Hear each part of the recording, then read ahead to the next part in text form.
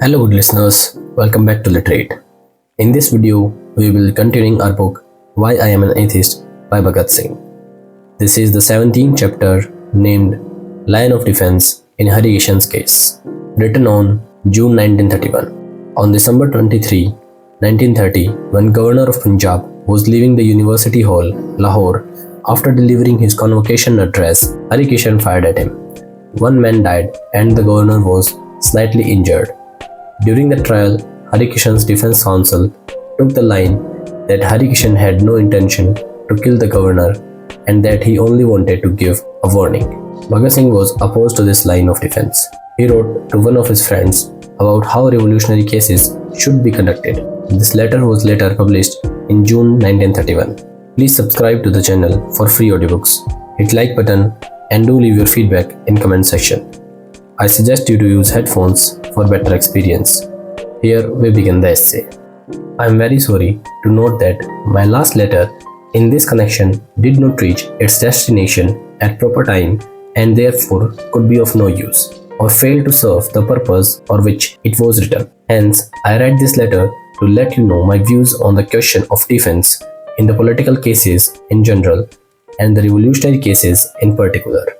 Apart from certain points already discussed in that letter, it shall be a documentary proof that I am not becoming wise after the event. Anyhow, I wrote in that letter that the plea that the lawyer was suggesting to offer defense should not be adopted, but it has been done in spite of your and mine opposition. Nevertheless, we can now discuss the matter in a better light and can formulate definite ideas about the future policy regarding defense.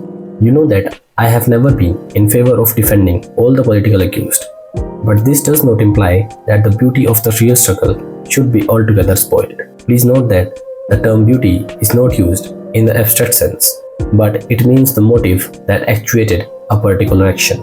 When I say that all the politicals should always defend themselves, I say it with certain reservations. It can be cleared by just one explanation. A man does an act with a certain end in view. After his arrest, the political significance of the action should not be diminished. The perpetrator should not become more important than the action itself. Let us further elucidate it with the help of an illustration. Mr. Hari Kishan came to shoot the governor. I don't want to discuss the ethical side of the action. I want only to discuss the political side of the case. The man was arrested. Unfortunately, some police official had died in the action. Now comes the question of the defense. Well, when fortunately the governor had escaped, there could be a very beautiful statement in this case. That is, the statement of actual facts, as was made in the lower court. And it would have served the legal purpose too. The wisdom and ability of the lawyer depended on his interpretation of the cause of the sub-inspector's death. What did he gain by saying that he did not intend to kill governor and only wanted to warn him, and all that sort of thing? Can any sensible man imagine even for a moment the possibility of such a design? Had it any legal value? Absolutely none. Then what was the use of spoiling the beauty of not only the particular action but also the general movement? Warning and futile protest cannot go on forever. The warning has once been given long ago. The revolutionary struggle had begun in right earnest so far as the strength of the revolutionary party allowed. Hoysal's train action was neither a test nor a warning. Similarly, Mr. Hari Kishan's action was part of the struggle itself, not a warning. After the failure of the action, the accused can take it in a sportsmanlike spirit. The purpose have been served. He ought to have rejoiced in the lucky escape of the governor. There is no use of killing any one individual. These actions have their political significance in as much as they serve to create a mentality and an atmosphere which shall be very necessary to the final struggle. That is all. Individual actions are to win the moral support of the people. We sometimes designate them as propaganda through deed. Now, the people should be defended, but subject to the above consideration, this is, after all, a common principle that all the contending parties always try to gain more and lose less. No general can ever adopt a policy in which he may have to make a greater sacrifice than the gain expected. Nobody would be more anxious to save the precious life of Mr. Hari Kishan than myself. But I want to let you know that the thing which makes his life precious should by no means be ignored. to save the lives at any cost is not our policy. It may be the policy of the easy chair politicians, but it is not ours. Much of the defense policy depends upon mentality of the accused himself. But if the accused himself is not only afraid of shrinking, but is as enthusiastic as ever, then his work for which he risked his life should be considered first, his personal question afterwards. Again, there may be some sort of confusion. There may be cases where the action is of no general importance in spite of its tremendous local value. There, the accused should not be sentimental as to admit the responsibility. The famous trial of Nirmal Kant Rai would be the best illustration.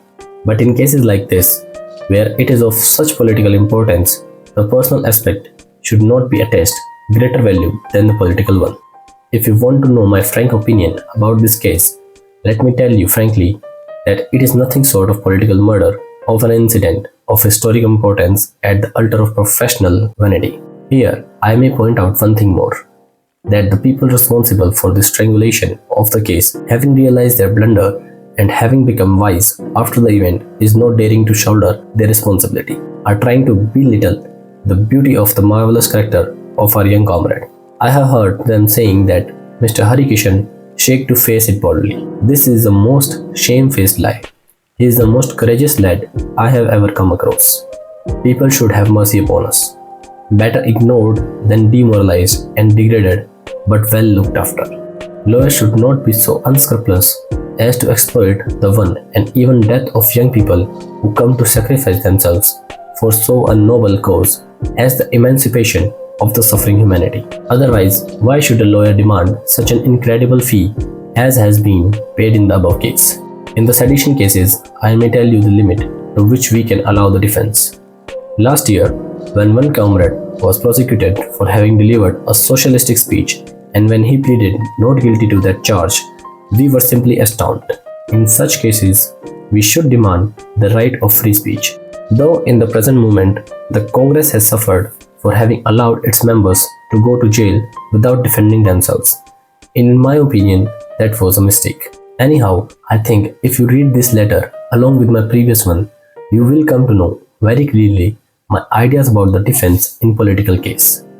In Mr. Hari Kishan's case, in my opinion, his appeal should be filed in the High Court without fail, and every effort should be made to save him. I hope both these letters indicate everything I want to say on this subject. This was the 17th chapter of our very first book. Stay tuned for upcoming videos covering the rest of the chapters. Thanks and keep listening to Literate.